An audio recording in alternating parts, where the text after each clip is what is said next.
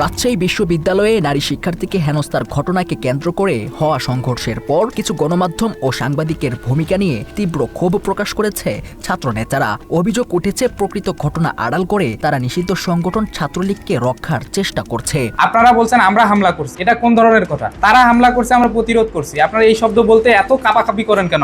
আপনারা এত মায়া কান্না দেখেন কেন ছাত্রলীগের প্রতি? পক্ষপাতমূলক সাংবাদিকতার কড়া সমালোচনা করে তাদের বিরুদ্ধে ব্যবস্থা নেওয়ার কথা জানিয়েছে রাজশাহী বিশ্ববিদ্যালয় কেন্দ্রীয় ছাত্র সংসদ। ভাই, এত মায়া কান্না করা যাবে না। এই যে সাংবাদিকরা আপনারা যে শব্দগুলো ব্যবহার করেন, আমি বলতেছি এগুলোর বিরুদ্ধে আমরা ব্যবস্থা নেব। এরপরই রাজশাহী বিশ্ববিদ্যালয়ে আম্মার সহ শিবির নেতারা ছিলেন বেপরোয়া, গ্রন্থাগারে মারধরের ঘটনা নজিরবিহীন শিরোনামে আরেকটি সংবাদ প্রকাশ করে প্রথম আলো।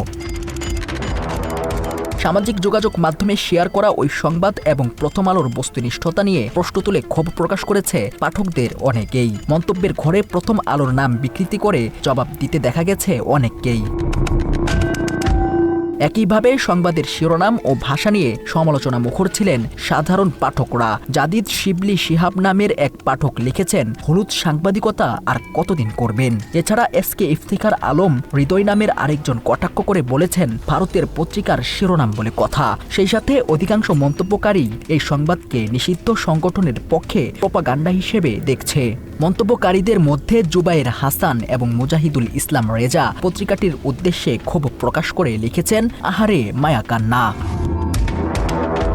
অন্যদিকে রাকসুর জিএস সালাউদ্দিন আম্মার প্রথম আলোর এমন সংবাদের তীব্র সমালোচনা করে বলেন, গণমাধ্যমগুলো যেভাবে শব্দ চয়ন ও ফ্রেমিং করছে তা এক ধরনের শব্দ সন্ত্রাস। না, অ্যাকচুয়ালি প্রথম আলো সহ এই যে পত্রিকাগুলো এরা যেগুলো করতেছে, এটা হচ্ছে এক কথায় বলতে গেলে শব্দ সন্ত্রাস আর কি।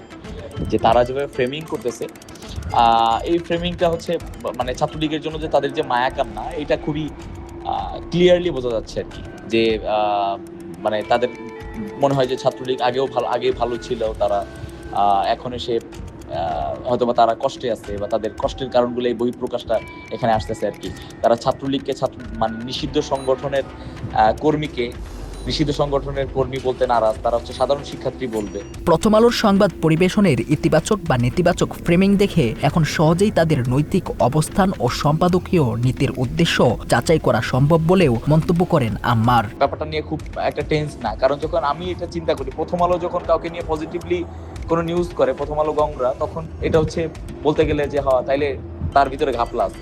আর যদি এই গংগুলো এরা যদি মানে নিউজ নেগেটিভলি করতেছে বা ফ্রেমিং করতেছে, তখন আমি নিজের নৈতিকতার মানদণ্ড যাচাই করতে পারি যে তাহলে আমি ঠিক পথে আছি। এর আগে সোমবার রাজশাহী বিশ্ববিদ্যালয় ক্যাম্পাসে দিনভর তাণ্ডবের নেপথ্যে ছিল এক নারী শিক্ষার্থীকে প্রাণনাশের হুমকির ঘটনা। অভিযোগ রয়েছে, প্রেমের প্রস্তাব প্রত্যাখ্যান করায় ওই শিক্ষার্থীর সামনে ছুরি বের করে ভয় দেখায় নিষিদ্ধ সংগঠন ছাত্রলীগের কর্মী আনাস।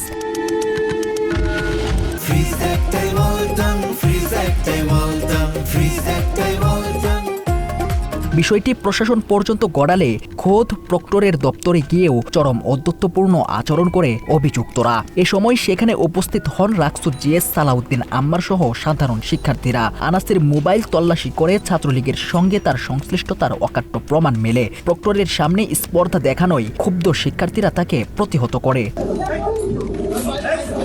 ওই ঘটনার জেরে দুপুর গড়াতেই আনাসের নেতৃত্বে 7-8 জনের একটি সশস্ত্র দল আচমকা রাকসু ভবনে হামলা চালায়। অতর্কিত এই হামলায় আম্মার সহ রাকসুর তথ্য ও গবেষণা সম্পাদক নাজমুস সাকিব গুরুতর আহত হন।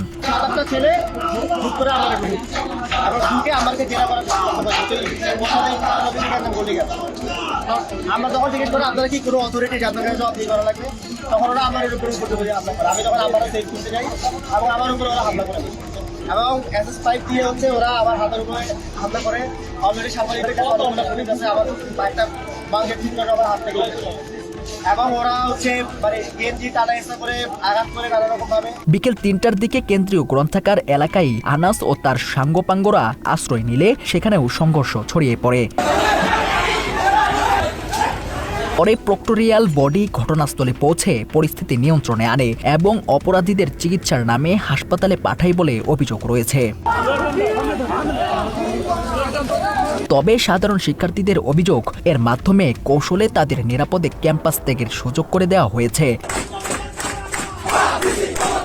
ওই ঘটনায় বিশ্ববিদ্যালয় প্রশাসনের ভূমিকা নিয়ে অসন্তোষ প্রকাশ করেছেন রাকসুর জিএস সালাউদ্দিন আম্মার। তার স্পষ্ট অভিযোগ, অভিযুক্তদের তাৎক্ষণিকভাবে পুলিশের হাতে তুলে না দেয়ায় পরবর্তীতে পুনরায় রাকসু কার্যালয়ে এসে তাদের উপর হামলা চালায়। আমরা সবাই ভাবছি যে স্যার হয়তো পুলিশের কাছে তুলে দিচ্ছে।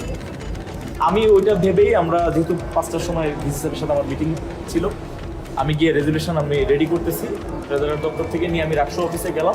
2:55 থেকে 3:15 ভিতরে এই ঘটনা ঘটতেছে। আমি গিয়ে বসছি, তখন তারা এসে মানে তথ্য গবেষণার সম্পাদক নাজুল সাকিব ভাই হয়তো বুঝতে পারছিল আগে থেকে তাদের অ্যাগ্রেসিভনেস দেখে, তার কাছে জিজ্ঞাসা করছে অলরেডি এই ব্যাপারটা নিয়ে। তো নাজুল সাকিব ভাই আসছে। নাজুল সাকিব ভাই, আমি এবং আমার আরেকটা ছোট ভাই ছিল, আমি বসে জাস্ট কাগজে লিখতেছি, সিগনেচার করতেছি, আকস্মিকভাবে তারা হামলা করে। নারী নিগ্রহের এই মূল ঘটনা এড়িয়ে গিয়ে কিছু সাংবাদিক ও সংবাদ মাধ্যম উদ্দেশ্য প্রণোদিতভাবে ছাত্রলীগের পক্ষে সাফাই গায় বলে অভিযোগ রয়েছে আগে থেকেই। এদিকে সন্ত্রাসী শক্তির বিরুদ্ধে রাকসু নেতাদের এই জিরো টলারেন্স নীতিকে সাধুবাদ জানিয়েছেন বিশিষ্ট সমাজসেবক ও রাজনীতিবিদ ডক্টর SM খালিদুজ্জামান। শিক্ষার্থীদের অভিযোগ রয়েছে, রাজশাহী বিশ্ববিদ্যালয়ে নিষিদ্ধ ছাত্রলীগের নেতাকর্মীদের অস্থিতিশীলতা তৈরির সুযোগ করে দিতে ষড়যন্ত্র চালাচ্ছে একটি চক্র। সন্ত্রাসী সংগঠনের নেতাকর্মীদের আইনের আওতায় এনে পরিস্থিতি নিয়ন্ত্রণের দাবি করেছে শিক্ষার্থীরা। বাংলা এডিশন, ঢাকা।